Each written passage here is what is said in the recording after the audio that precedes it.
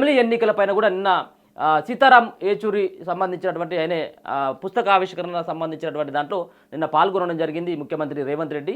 దాంట్లో జమిలీ ఎన్నికలకు సంబంధించిన ప్రస్తావన కూడా తీసుకురావడం జరిగింది. జమిలీ ఎన్నికలను నివారించాలి, ఈ ముసుగులో దేశాన్ని కబలించాలని భాజపా చూస్తుంది. సీతారాం ఏచూరి విధానాలతో ఆ ప్రయత్నాల్ని తిప్పుకొట్టాలి. సంస్మరణ సభలో సీఎం రేవంత్ రెడ్డి, కార్యక్రమంలో పాల్గొన్న కేటీఆర్ సహా పలువురు బారాస నేతలు. భాషలు, ప్రాంతాలు, ప్రజల మధ్య చిచ్చుపెట్టి అధికారాన్ని నిలబెట్టుకునేందుకు కేంద్ర ప్రభుత్వం ప్రయత్నిస్తుంది. ఒకే దేశం ఒకే ఎన్నిక పేరుతో జమిలీ ఎన్నికల ముసుగులో భాజపా దేశాన్ని కబలించాలనే కుట్ర చేస్తుంది.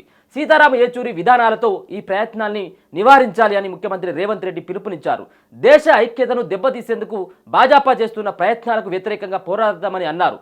సిపిఎం దివంగత ప్రధాన కార్యదర్శి సీతారాం ఏచూరి సంస్మరణ సభ హైదరాబాద్లోని రవీంద్ర భారతిలో నిన్న శనివారం ముగియడం జరిగింది. దాంట్లో ఇట్లాంటి సంబంధించినటువంటి వ్యాఖ్యలను రేవంత్ రెడ్డి చేయడం జరిగింది. దాంతో సీఎం రేవంత్ రెడ్డితో పాటు బారాస కార్యనిర్వహణ అధ్యక్షుడు కేటీఆర్ కూడా హాజరైన్లు ఏచూరికి ఘనంగా నివాళులు అర్పించారు. ప్రసంగించి కొద్దిసేపు ఉండి కేటీఆర్ వెళ్ళిపోగా ఆ తర్వాత సీఎం రేవంత్ రెడ్డి వచ్చారు.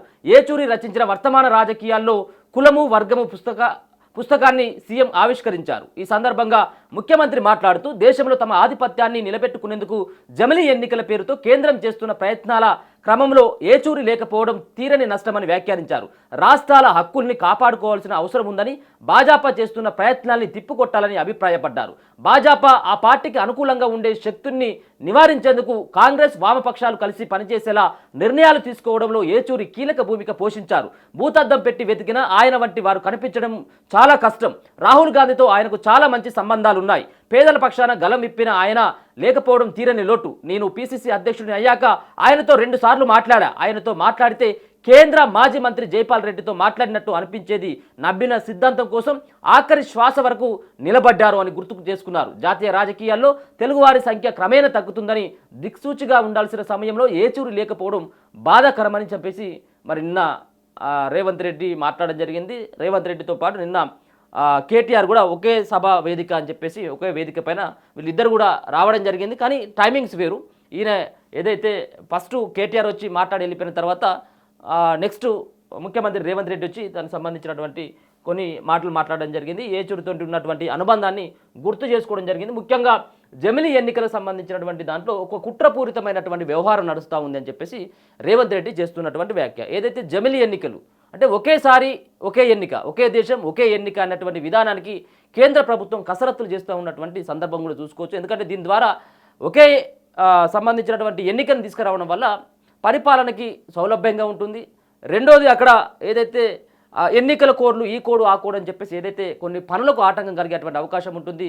ఎన్నికల సిబ్బంది సమకూర్చుకోవడం ఇదంతా కూడా కొంత ఖర్చుతో కూడుకున్నటువంటి పని ఉంటుంది. కాబట్టి ఒకేసారి ఒకే ఎన్నికను కనుక పెట్టినట్టయితే ఉంటే ఇది కొంత ఖర్చును తగ్గించుకోవచ్చు, పరిపాలన కూడా సౌలభ్యంగా ఉంటుందనేది కేంద్ర ప్రభుత్వ ఆలోచన. దీని ద్వారా మరి వాళ్ళు భాజపా ఒక కుట్రపూరితంగానే ఈ యొక్క ఒకే దేశం ఒకే ఎన్నిక అన్నటువంటి జమిలీ ఎన్నికలకు సిద్ధపడతా ఉంది. దీన్ని నమ్మొద్దు, దీనిపైన పోరాటం చేయాలి దీన్ని అని చెప్పేసి ఏదైతే వామపక్షాలతో కలిసి పోరాడతామని చెప్పేసి నిన్న ఆయన రేవంత్ రెడ్డి గారు మాట్లాడడం జరిగింది. ఏదైతే జమిలీ ఎన్నికలకు మొన్న ఏదైతే 33 పార్టీలేమో భారతీయ జనతా పార్టీ ఏదైతే కేంద్ర ప్రభుత్వం తీసుకున్నటువంటి నిర్ణయానికి అనుకూలంగా వాళ్ళు ఓటు వేయడం జరిగింది. దాదాపుగా 13 లేదా 15 సంబంధించినటువంటి పార్టీలు ఏవైతే ఉంటాయో అవి మద్దతు తెలిపలేదు. దాంట్లో కాంగ్రెస్ పార్టీ సైతం కూడా మద్దతు, ఇప్పుడు ఈయన రేవంత్ రెడ్డి మాట్లాడినటువంటి మాటలతో పాటు రాహుల్ గాంధీ చేస్తున్నటువంటి కొన్ని వ్యాఖ్యలు కనుక చూసుకున్నట్టయితే కాంగ్రెస్ పార్టీ కూడా ఈ జమిలీ ఎన్నికలకు నిర్వహించొద్దు అని చెప్పేసి వాళ్ళ అభిప్రాయాన్ని వ్యక్తం చేస్తూ ఉన్నటువంటి సిచ్యువేషన్ కనబడతా ఉంది.